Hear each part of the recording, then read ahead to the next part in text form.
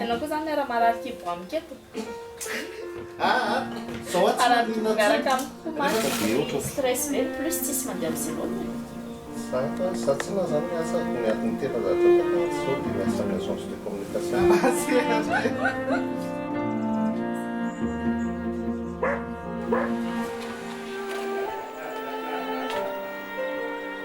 Misy anankiray tsara jerena ihany io ihany ilay tontolo ito.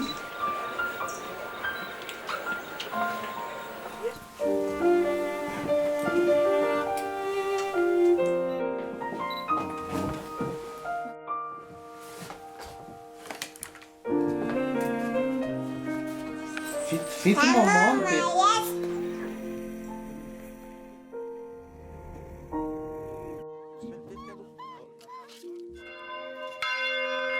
Fanompoam-pivavahana ho fideranan'Andriamanitra sy ho tsofan-drano ny fanambadian'Andriamanjato mbiny Sodera sy Andremiaja Ravaka sy Andaronoro Natasa.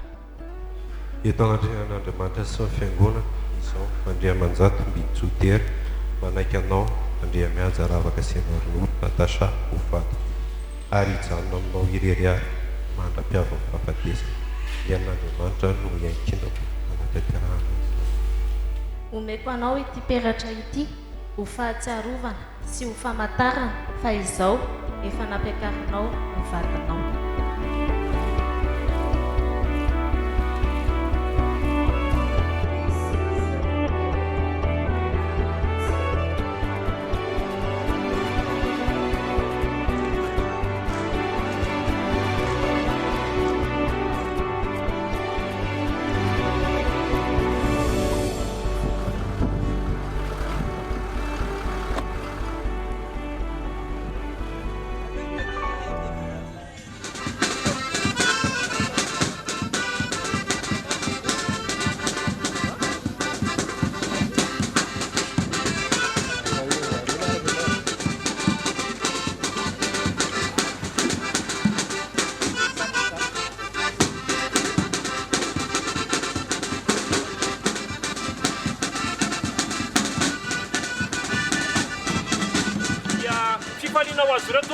Ny manasatsika hiaraka andray ny zava-pisotro sy ny zava-pitsalvo izay mavohomana atao rinato.